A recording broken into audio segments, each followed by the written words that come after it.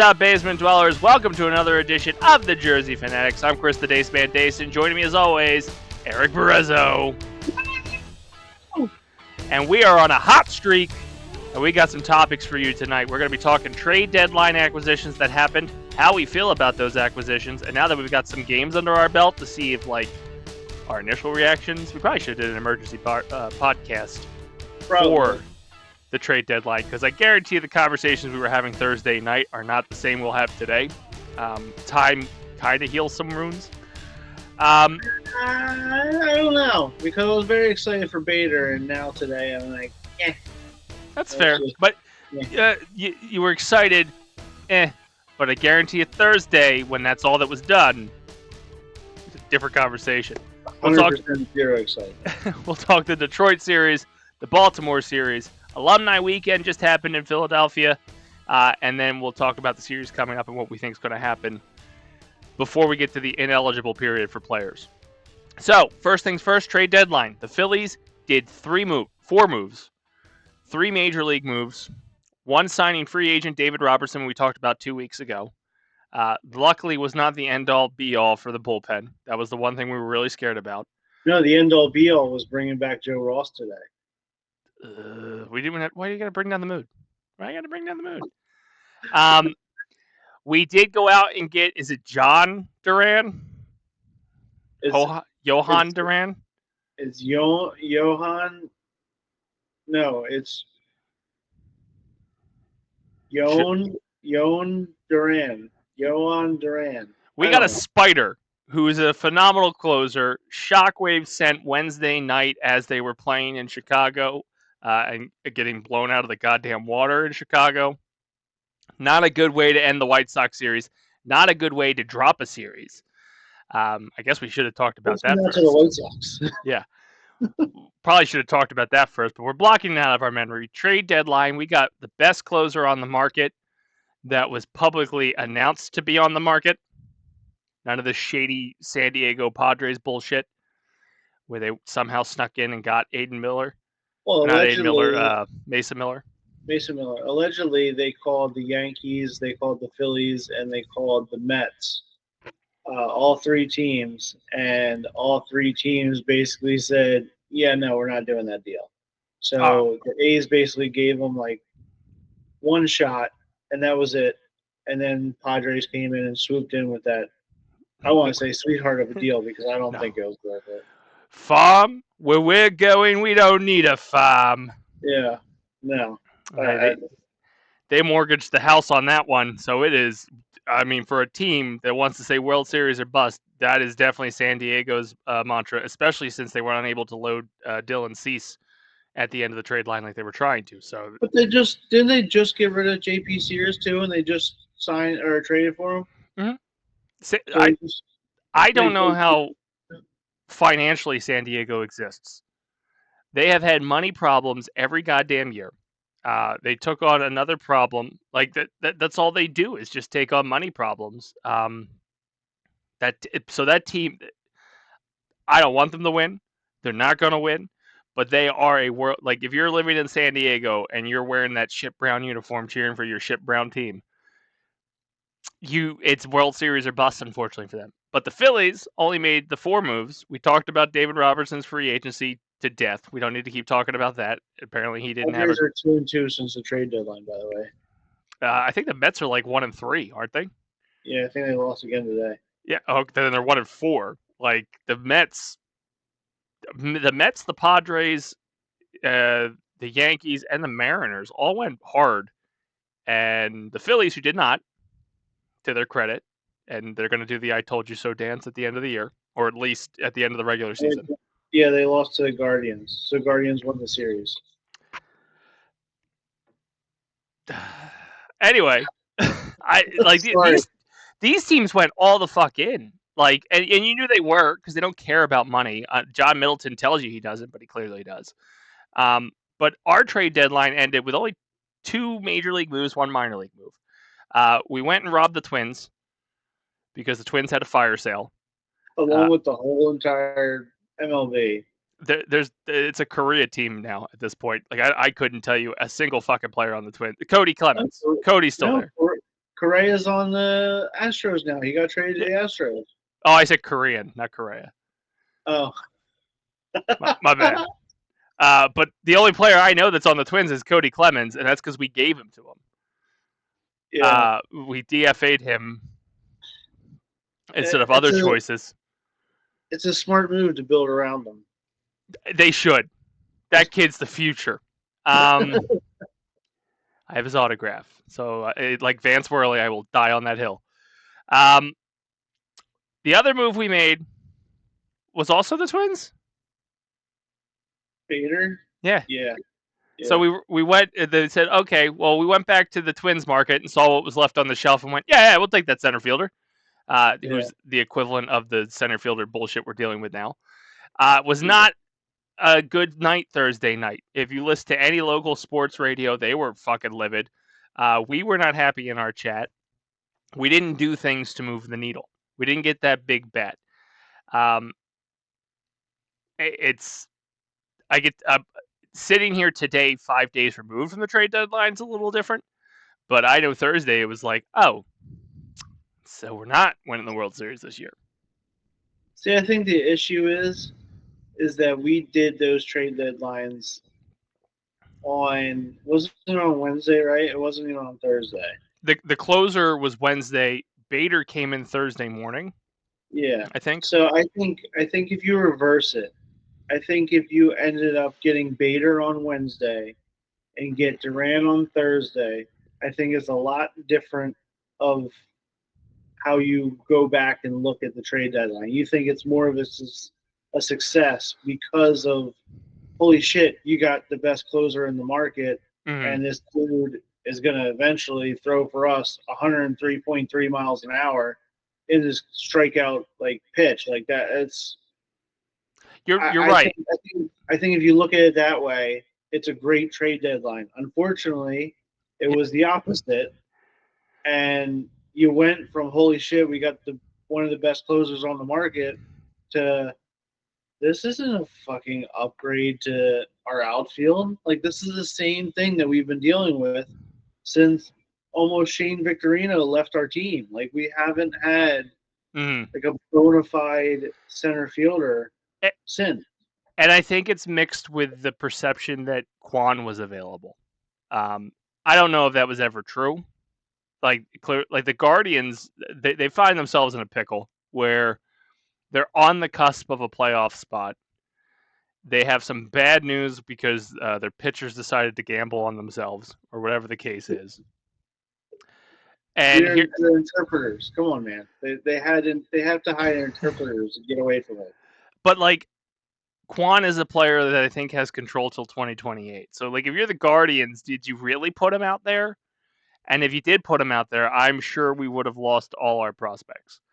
Yeah. I'm not a fan of prospects. Have we had a good one since Cole Hamels? Aaron Nola. Have we had a good one since Cole Hamels? You got Bryson Stott. I mean, we have some average prospects. We don't have an Aaron Judge. We don't have a Bryce Harper. Bryce Harper wasn't our prospect. We got him in free agency. Like, Painter isn't. I hate pitchers, to be honest with you. I just, they're so, you can't predict what happens to them, especially since like the concept is throw hard and fast, and if that is just not humanly sustainable. So, I mean, I don't know. To me, if you're trying to be a World Series or bust team right now with the roster you have, you would have got I would have given all three of them away for Quan, because again, you have Quan till 2028. So now you could be a contender for a couple of years. I think that's the part that bothers them the most is that you had the opportunity to get somebody that is an immediate upgrade in your Quan, right? So, okay. Well, your plan is to not trade any of your top three prospects, which is Adam Miller, Justin Crawford, and Andrew Painter. So that's your three ones that are basically off limits entirely. Yeah. Okay, I get that. But after that trade deadline is done and over with, and you get Bader, you get Duran, then the next obvious move is you bring up Justin Crawford, and then you DFA Kepler or whatever you want to do. If you want to keep Kepler around, that's fine. But Justin Crawford is obviously high on your priority list Yeah. Is he good because enough now? yeah, is he good enough or better than what Quan is? Is he good enough or better than what your outfield is? And I don't know if it's Thompson that's deciding it or Dombrowski is deciding it, but somebody is deciding it, and it's wrong. I don't think it's Topper. And the sole reason is he went and got Dombrowski went and got Hader. Bader. Bader. He went and got Bader, and then the first night Thompson sat him. So to me, Yeah, that wasn't like, oh, this is our answer. No, I'm still gonna play the fucking analytics, and he doesn't hit it good against this guy, so he's gonna sit. You didn't give him a chance. But to your point, if Crawford is not up on this team, I know they're giving. He's not going to come up this year. It's we have the vision of we haven't gotten to this part of the conversation yet, but I don't think Max Kepler's going anywhere, especially after tonight. you're gonna find out in 10 days. Yeah, August 15th is gonna be your is Justin Crawford coming up on this team, and the only reason why is because that's when it becomes fully playoff eligible, official. right? Well, not the playoff roster, but that he gets the added year Mm, on top of his contract. So if he came up right now, you lose that whole year. yeah. So August 15th is your deadline. If So he comes up after August 15th, anytime after August 15th, but I think, like you said, the playoff roster is like, I don't know, maybe September 12th or something. I think it's only a month. So he has to come up in between that time, but August 15th is going to be where Kepler is going, where Crawford's going. Crawford mhm, right now is just stuck in a standstill. He's done everything he possibly could in all of single A, double A, and triple A.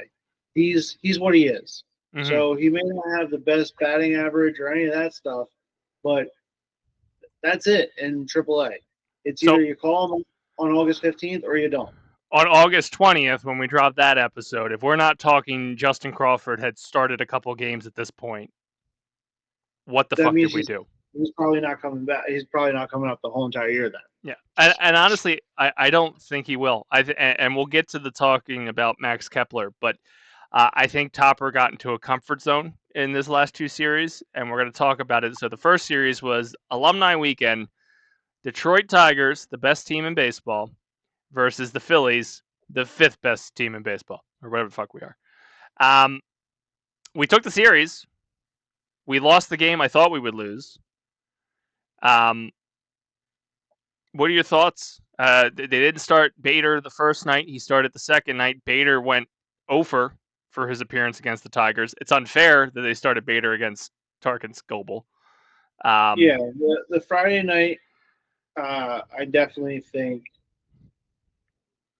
I 100% thought that Bader was going to start. Obviously, he didn't. Mm-hmm.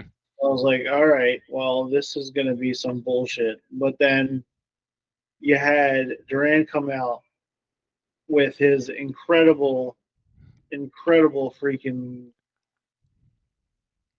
closing entrance music. The big WWE fan that you are, like they did it up, and I'm How many so thankful that the Twins really decided to send that all with him. how many people you think are calling me an asshole for selling those tickets?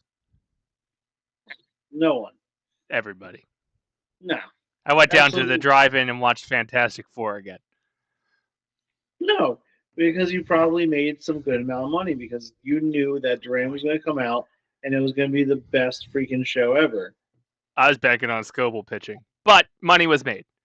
I know, but yeah, Kyle Schwarber keeps on driving up his price, so he started it with that. It wasn't a home run, but it was a single. But he's on some kind of freaking tear, and it's gonna be your Heartbreaking.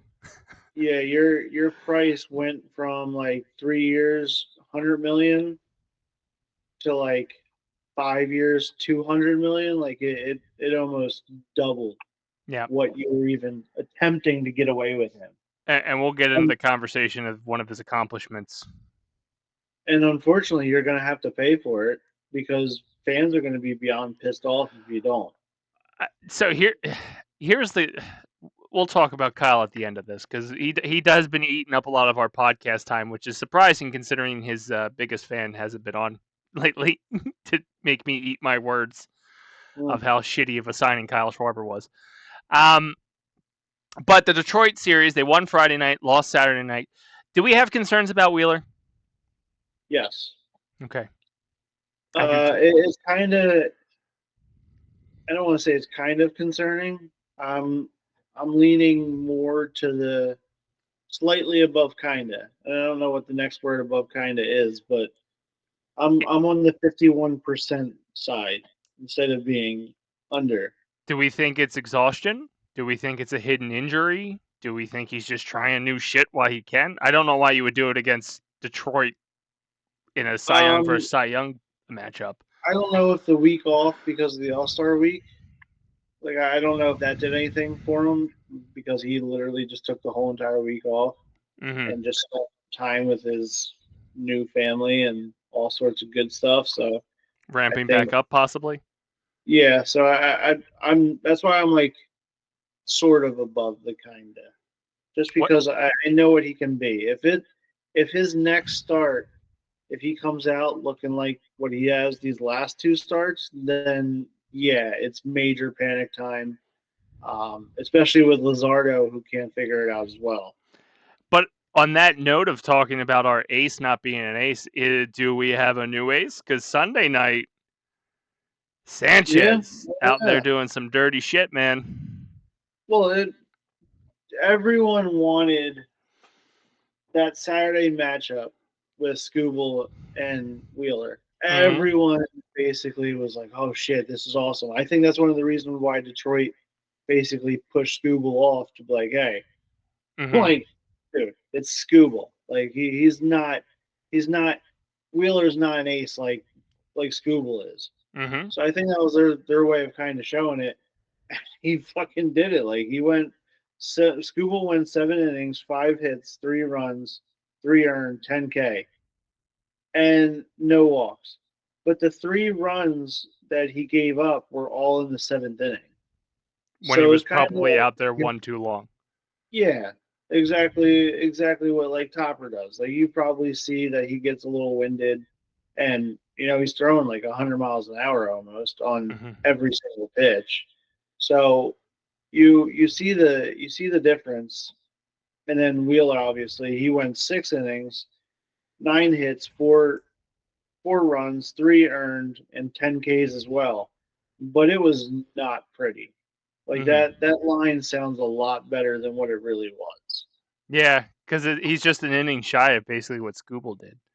Yeah, but like the 1 inning he had, I think it was like bases loaded, and it was like it kind of looked like Class A gambling because the balls were going all over the place, and you're like, oh boy, what the hell's going on here? So maybe he was throwing his pitches or what, but it was like they were on East Jabumble. It was Angel Hernandez's strike zone. Like, it was bad. The shitty thing is I didn't get to see any of the Detroit series because I I was up watched that in. one. I made that was like marquee matchup. Like I made sure that I did nothing. I Mm-hmm. think we were actually I didn't do nothing. I was at a party and I literally just sat in front of the TV at the party so I could watch that because I was Wheeler versus Scooble. I wanted to see that more than anything, I and I was was beyond checking my my depth. I was checking my phone constantly. I was at SummerSlam and I was Yeah, constantly checking my phone both nights. But hey, they came out with the series win against the best team in baseball, which is huge because that means it kind of it settled my stomach after losing the series to the White Sox. Of like, oh dear God, if we're losing to the one of the worst teams in baseball, how are we going to do against the best team in baseball?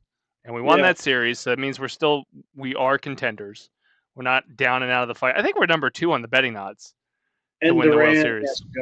and Duran got 2 saves that series as well. Mm-hmm. So on the Sanchez series or the Sanchez game, like Sanchez was pitching lights out. He threw, I think it was like 84 pitches. There was no reason for him to come out or to Except to not put go out the Duran. ninth inning, except for having the Durantula come and finish it off. Like that's the only reason why. And it was fantastic. Like the whole entire park was going insane. Mm-hmm. Because what they saw on Friday, they loved every second of it, and that's what happened on Sunday. They literally were just going absolutely nuts, and that's when he threw freaking 103 miles an hour. He led I think he leads all of Citizens Bank Park franchise history with the fastest pitch in the park. In 2 innings of appearances. Yeah, and I think he had 6 pitches that game or that inning, and all 6 pitches are franchise leaders. That's crazy. And because the highest one that he threw was 102, or the lowest one or one of the lowest that he threw was 102.5, and that was a match of Jose Alvarado's highest of 102.5. It's a damn shame I'll never see him pitch, but that's phenomenal. You don't stay for. I don't stay in the 9th inning. Fuck traffic. And you want to know why?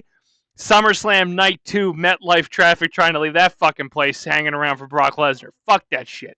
I'm not doing that. Did you stay? I stayed. He came out. He F5'd him, and I looked at Justin like, all right.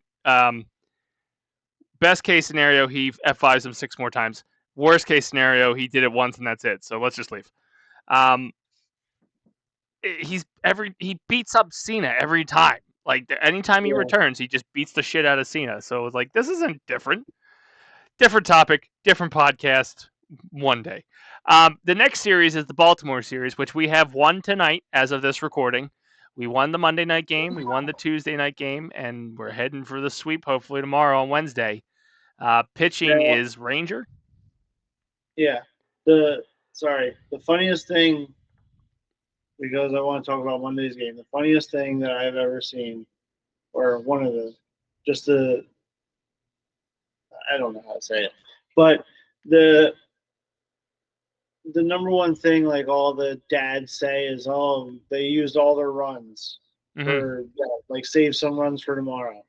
So I saw like a tweet that said every South Philly dad is saying save those runs for tomorrow after we won 13-3 on Monday. Mm-hmm.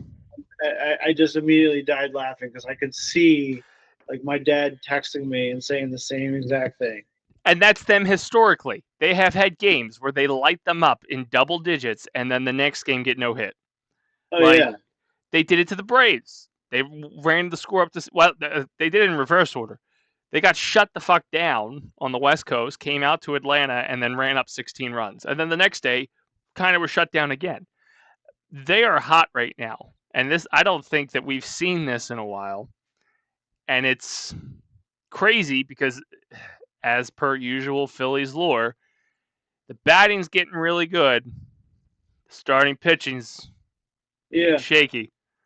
And it's like everyone on the team right now is not really hot, but they're hitting. Mm-hmm. So, Schwarber kind of had a he hit a home run today, right? I was going to say he had a down day, but like Brandon Marsh came and completely destroyed him. Yeah, so, yeah. Schwarber didn't really do much, but, Brandon Marsh got one. He's making a case to be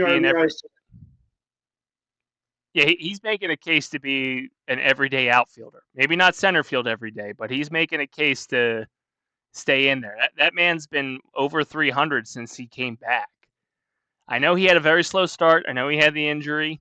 I know we like to shit on our outfield, but Brandon Marsh has probably been one of the better defensively and offensively when it comes to our outfield, and I'm a big Casty fan.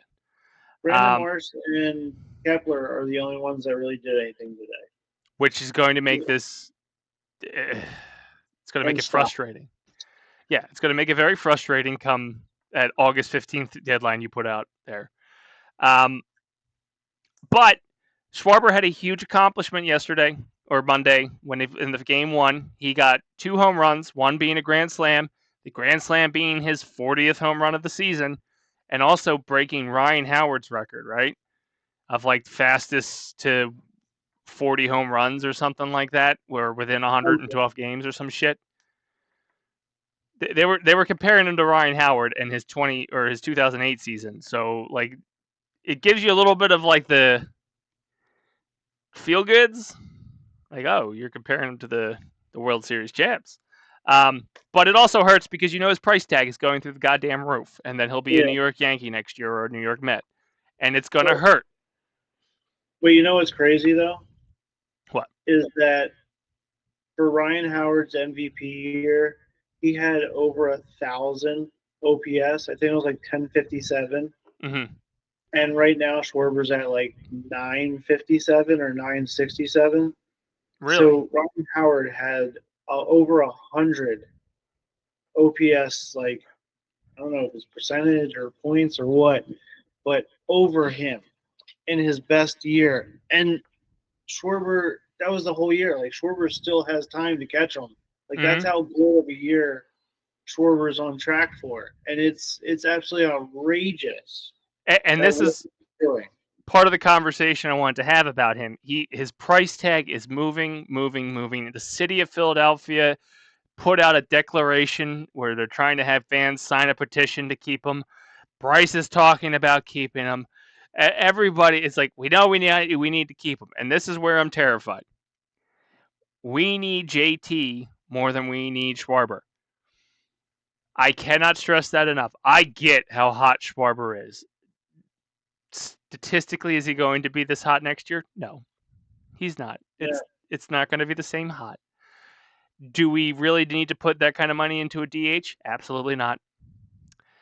We need a quality catcher, a catcher that can call these pitchers, a catcher that can work with the Duran for 1 inning and then work with Sanchez for 8. I am so nervous. I know we got to get through this season first before we start talking 2026. But the catcher position has me terrified for the future. You gave away Edward Tate, or is it Eduardo Tate? Eduardo Tate. That was our prospect. So right now, if you started the 2026 season without signing JT, your catcher combo is Marchand and Garrett Stubbs. Sounds great. Yeah. I know Marchand plays every 5th or 6th game, but I haven't seen that bitch in forever. I don't know how he's doing. I know Stubby is lighting it up in Lehigh, but everybody lights it up in Lehigh. That has not transitioned from Lehigh to the majors yet. Like, we haven't had that. You better do your job, Crawford. The catcher position has me terrified because all you keep, like, I remember the year when JT had to be re-signed the first time. And everybody was sign JT. Harper's yelling it in an empty stadium in the COVID era where it's getting picked up on the cameras. No one's talking about him right now. And he's doing well. He's a 270 hitter right now, or like 260 something. Like, he's doing. No, he's starting to pick up offensively where we want him to be for a catcher. He's the best catcher in baseball defensively. You won't show me a better catcher. I'll fight you on anybody. I'm so terrified we're going to get screwed at the catcher's position because the one time they listen to Philly fans will not be the right time. Like, we're not right in this one. We're not right. JT is batting 267 right now. Yes. That's probably the best over the last 4 years, right? He's doing so well. He's filled in for that Bohm position of consistency behind Harper, behind Harper, because Schwarber's been batting second. But that's the other thing that bothers me as well, though. What, Bohm? That he's not back? Well, no. whatever. I don't care about that. I care about the fact that we didn't, going back to the trade deadline, we Hmm. pick up Bader.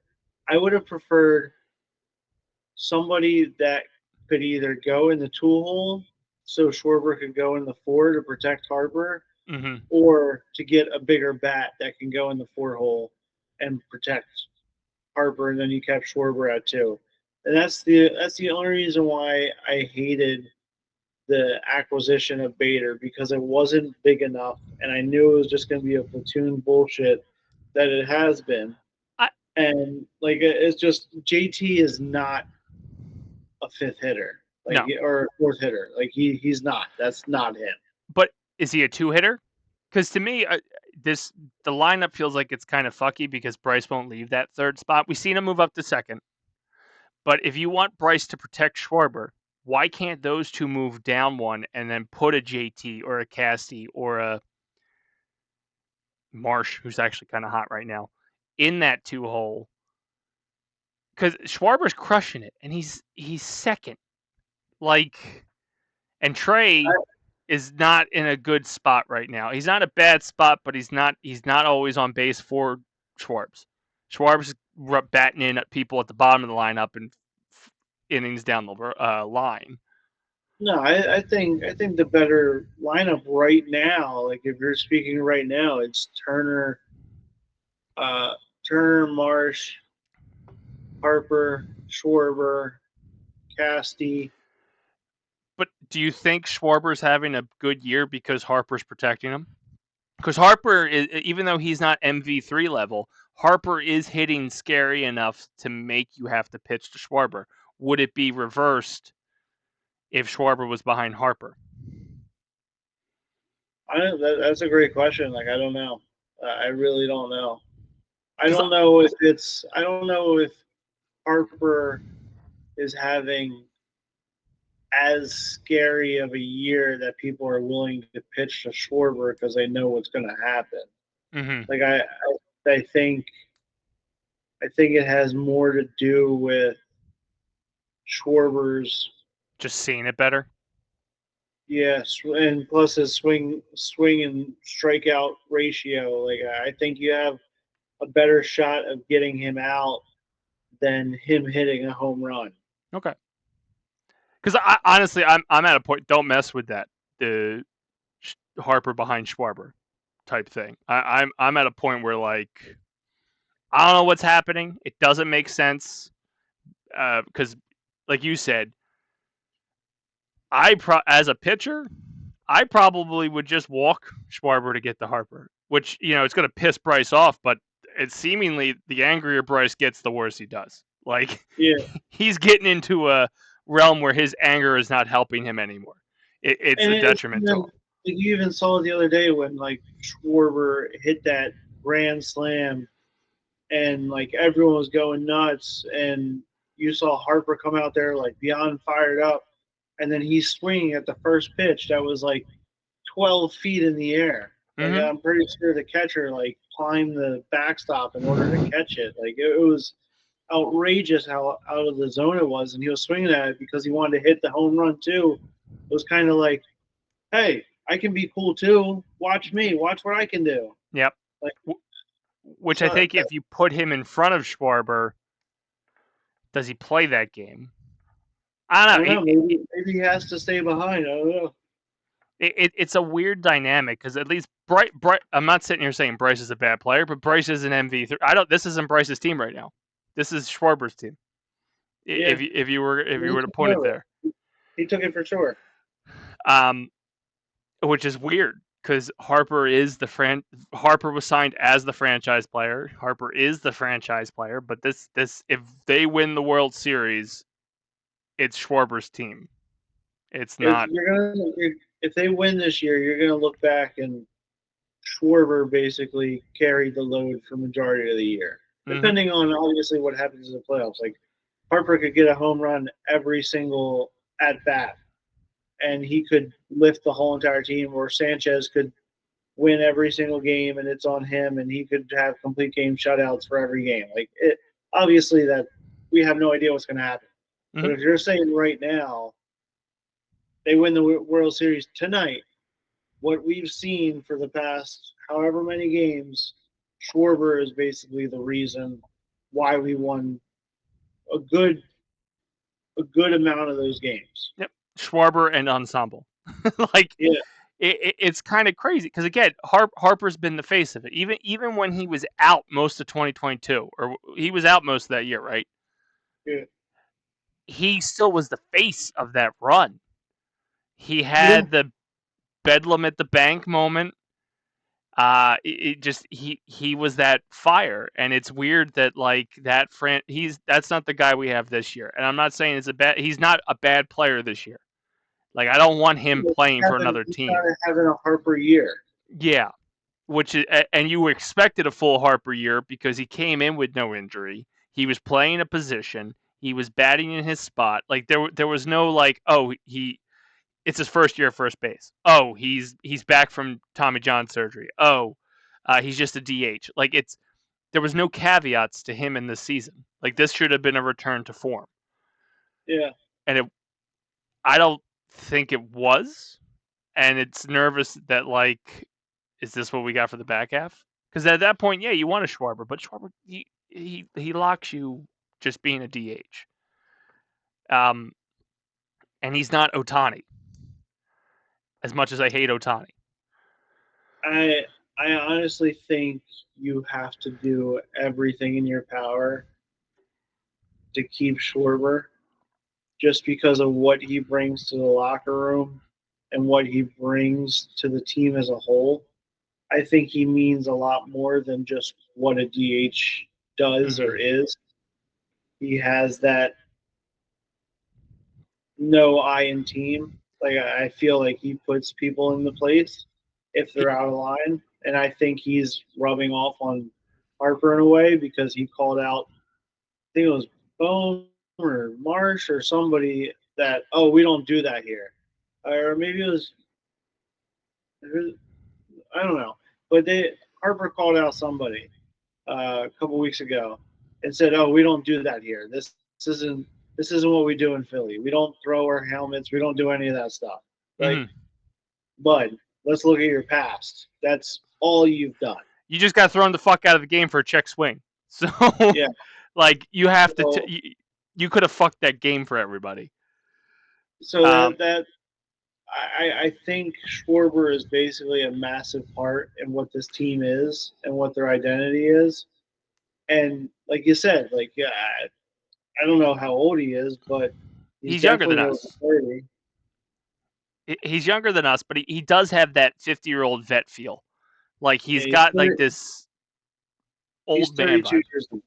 Yeah, so he's younger than Bryce, I think, right? Bryce, I think, is 33 or 34. Um, but he carries himself in a 32 as mature, well. yeah. So, but Schwarber carries himself in a very mature manner, and I get what you're saying when it comes to a locker room balance of having a daycare versus having dad. Like, Harper's older than Schwarber. What the fuck? yeah, He's like 6 months older. and it's the way he carries himself. But I to my first point when we came into this conversation, you got to sign JT first. I agree, I want Schwarber back at the right price. And also, like, I've got a caveat: give him whatever he wants if the other option is he goes to a New York or LA team. Like, he can't go there. Sign away the ballpark, whatever you got to do. Do not let him end up in New York or Dodgers blue. But what I figured out this past trade deadline Mm-hmm. was that anybody and everybody's available. Yeah, it's true. And so if you don't get JT, like I Who? think Padres got a top prospect in catching. I think the Dodgers ended up getting somebody. I think the Tigers ended up getting a catcher prospect. Like all these teams that made trades this past trade deadline were able to get one of the top prizes in catcher prospects. And Mm-hmm. so maybe That if we market's not lose as out hot. on JT, that there could be more available because they have all these people that are coming up now. I see the Like only especially with the one down in Baltimore. Adley Rushman has been one of the best catchers in baseball for I don't know the last 3 years now, and potentially they have a guy that's even better than him that's in AAA right now. So you're So would they thinking be willing to get rid of Adley for I don't know, Painter maybe or something? yeah, somebody? That's a good question. I mean, they didn't move him at the trade deadline. I don't know how much control you have over the guy. I get really nervous with the JT situation because if you lose him, you're not just compromising the catcher's position, but I think you're compromising your pitching staff. He has a rapport with them. That obviously, and statistics show that when Marchand or Stubbs, or maybe not so much Stubbs, but whenever somebody else calls the game, it's not as crisp as when JT calls the game. And they say it in the post game interviews all the time. I shook off maybe one call, Yeah, and that's the yeah, call that was a home fucking run. Like yeah. I think you can get JT at a decent price, but But I think that it's really gonna matter what you can. I think they get Schwarber first and then go for JT. So it's really gonna matter what they come that's the to an problem. agreement with Schwarber. I think that's the problem because I think even JT at a decent price then outprices Schwarber. Because JT isn't gonna, he doesn't deserve chump change. He's batting like you said, 268. He can call he will improve a pitching staff just by being there. Oh, yeah, sure. He's gonna make what 17 to 20 a year. The years is probably gonna what it's gonna come down to him.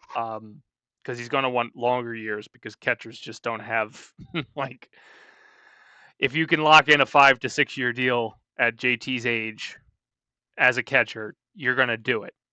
Yeah, JT is 34 years old. Yeah. So if he can get 5 to 6, and I think the Phillies would offer. Well, I don't know what they do now since they traded away their prospect. Because you and I kept saying we just need him for 2 or 3 more years to get to that prospect, and now we don't have a prospect. We got that other guy now. He replaced him. I don't know his name, but So good he that his name is not there. But I'm nervous the team takes a bigger hit to get that big fish in Schwarber.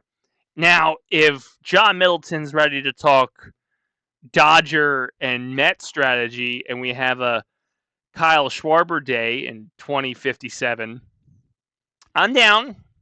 Defer that shit. Like, look, Kyle, you've made your money.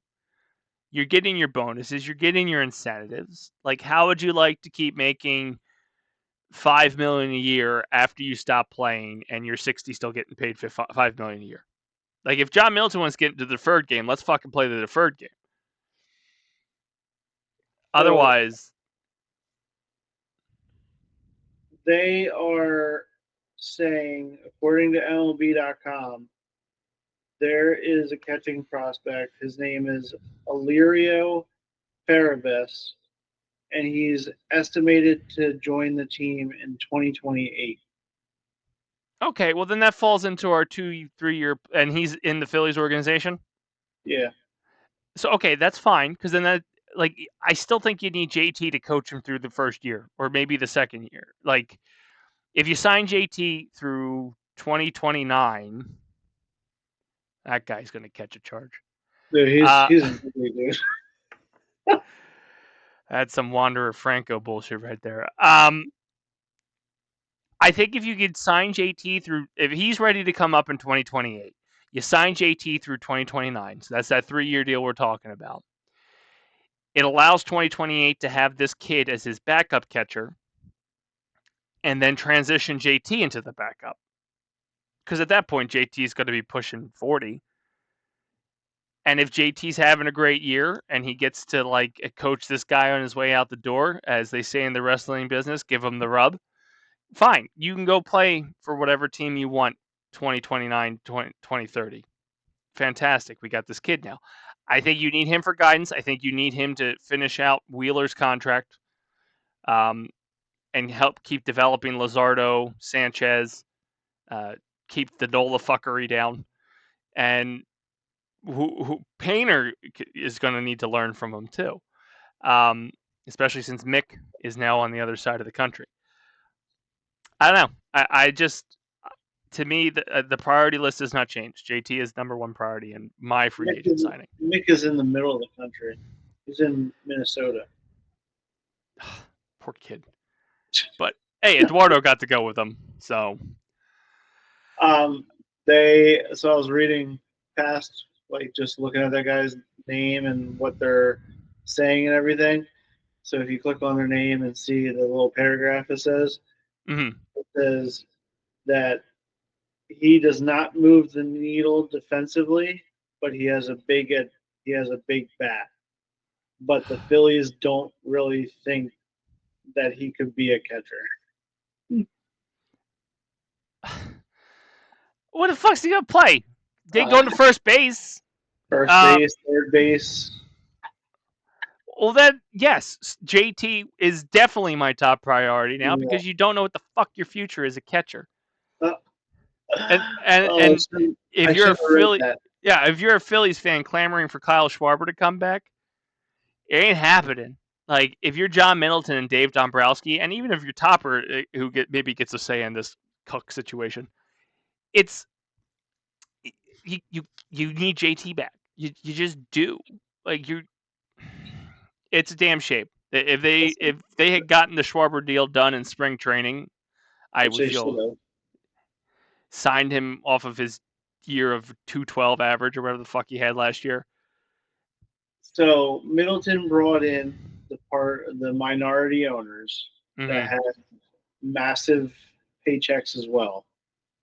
Use those massive paychecks and figure this out. Get JT back, get Schwarber back, and go from there. Yeah. That's what you need to do. 100%. Not hard. It's not my money. You bought a baseball team.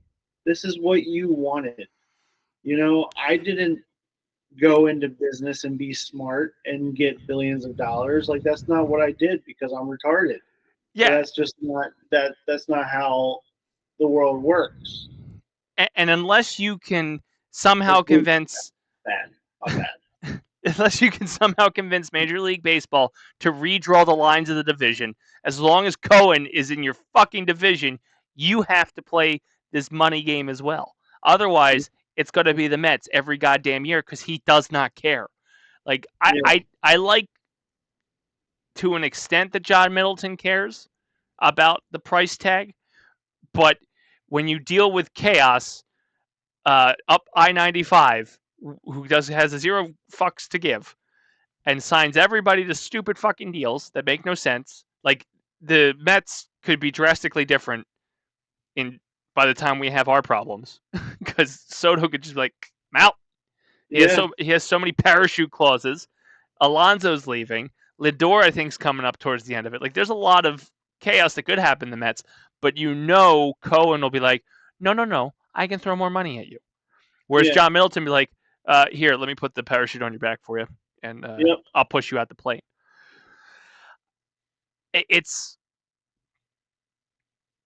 I guess we should just worry about this season.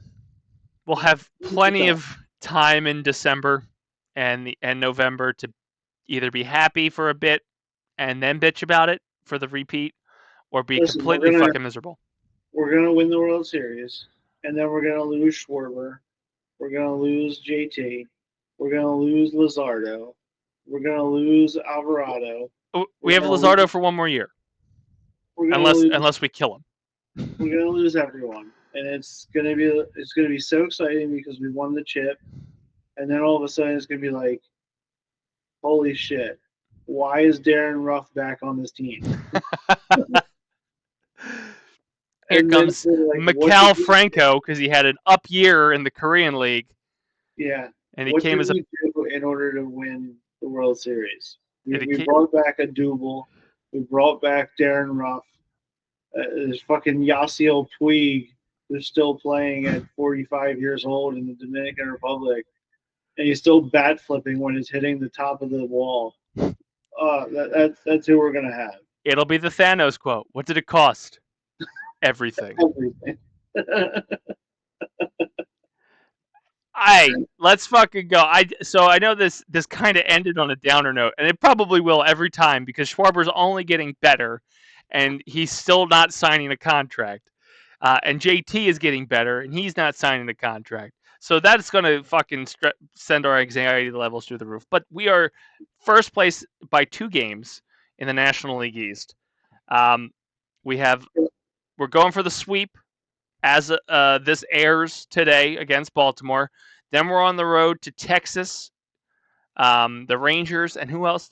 Well, that'll probably be the only series between now and then, right? Mets were off today, right? No, I don't think so. It's a Tuesday. Yeah, they're off today. Okay. Fucking weird schedule that they Oh, got. no, I'm sorry. They lost. I already said they lost to the Guardians. My bad. But we play the Rangers next down in Arlington. You think we win that series? Wheeler's going to set the tone, man. So Friday is, if we win Friday's game and he looks, actually, you know what? If he looks amazing and we lose, no matter what, if he looks amazing, we're going to win that series. If he looks like shit, we lose. We seem to be terrible on the road, so I don't think we're going to. Oh, man. Saturday's going to be a hell of a matchup, too. Sanchez versus DeGrom. Holy shit. Sweet. The race to who blows out their arm next. Wow. What a good matchup. That is actually a really good matchup. I'll have to pay attention. I do think we lose it. I hate to be that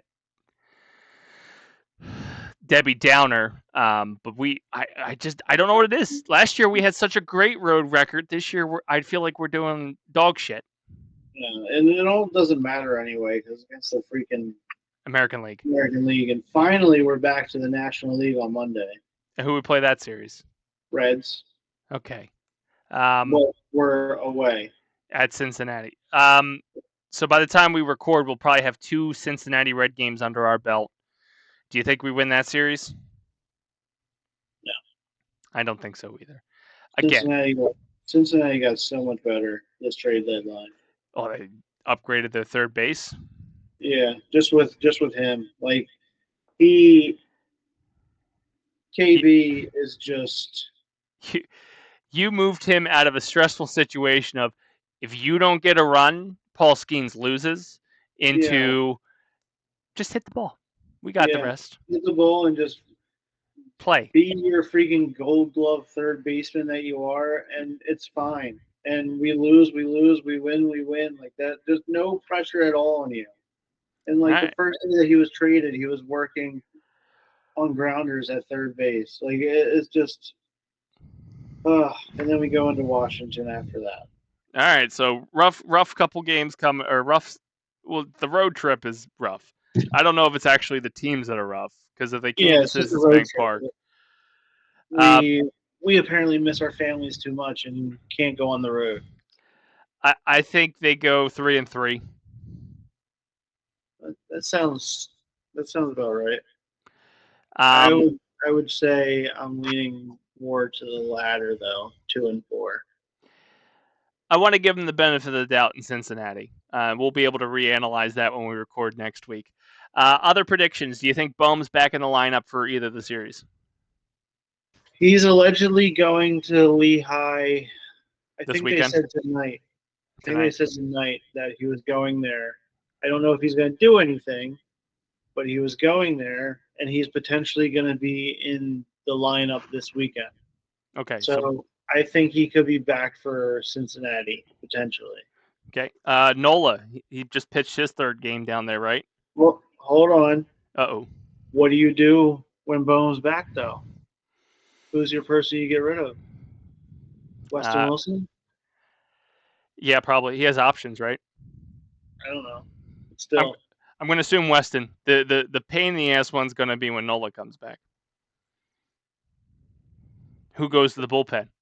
Because I know we shit on him. We shit on him, but Cy Young Walker's been doing pretty well. Better than Jesus. It It was his first time that he went 6 innings with no walks since 2016 when he was a Seattle Mariner. He's doing better than Wheeler right now. Like 9 years. I'm just saying, Cy Young Walker out there making it difficult for Topper because they're gonna, as soon as he goes to the bullpen, starts sucking again, they're gonna blame the fact they moved him. It's not difficult for Topper. He fucking loves him. Oh yeah, like who else is gonna stand next to him and watch the steps? They ain't watching the fucking game, that's for sure. Does Nola return to the team? Yeah, he probably comes back in the Washington series. All right, so you think he's got another? Yeah, because I think they want him to have two more starts, unless he already had a start and I missed it. He's had 3 so far in Lehigh. I think today was his 3rd start, or yesterday was his 3rd start. So then one more then. So he may be back Cincinnati then. Maybe that's why, because they don't have anything on Sunday's game. They're not saying who's the starter for Sunday. So maybe he comes in and pitches on Sunday. Okay. Are we excited for him to be back? I heard he's doing well in Lehigh, but again, it's Lehigh. He pitched yesterday. That's 5 days. Yeah. But he'll be back, maybe. We excited for him to come back? No. I'm not. No. As long as there's Ravs out there, I will never be excited for this one. As long as the RAV4 exists, it's not great. Hey, next week will be an interesting conversation. We'll be talking about hopefully the conversation of Crawford coming up, Nola back in the lineup, Bohm back in the lineup. Hopefully Wheeler finding his fucking shit again down in Texas. It's a lot to talk about next week potentially, mm-hmm. or nothing. It's potential or zero. It's either really fucking angry or really fucking happy. Like, oh, we're on track, or oh no, we're off the rails, and Ozzy's not here to guide us anymore. Anyway, that's going to do it for us this week on the Jersey Fanatics. I'm glad I was able to get you going and get you a little. You had some energy tonight. It was a little tough, man. I believe you got to do more. You got to live fit like I do, and drink a 6-pack a day, and hope your heart doesn't explode. Dwayne Johnson making all kinds of content, and none of it's good. What do you got going on, sir? Nothing. BasementProtocolProductions.com for everything. Articles are dropping based on reviews for Superman, Fantastic Four, Rick and Morty Season 8, Happy Gilmore 2, King of the Hill Season 14, all kinds of stuff dropping for the written word. We've got this every Wednesday, Jersey Fanatics, every Thursday, the Weekly Protocol with Corey and Frank Ward and myself. Every other Friday is the 4 Real Combos. If she shows, the Frosted Flakes box was warming up her spot that we threw at her from the episode 1. 4 Real Combo every other Friday with Trisha Bell and yours truly for now. I believe we're talking about bringing another co-host in for a couple episodes, depending what the themes are. And then a Dace Tacular Mind returns this Friday, where I'm just going to talk shit on something. Can't wait. Thinking about turning into like a Charlie Kirk experience, but just, ranting and raving on whatever makes you click. I'm not going to believe it. They don't believe it. Why should I? Anyway, that's going to do it for us on the Jersey Fanatics. I've been Chris the Dace Man Dace. He's been Erik Barrezo. Bye. Remember, base dwellers, stick to the protocol. Mr. Barrezo, ring that bell. Ding, ding, ding, ding, ding. Very nice. See you guys next time.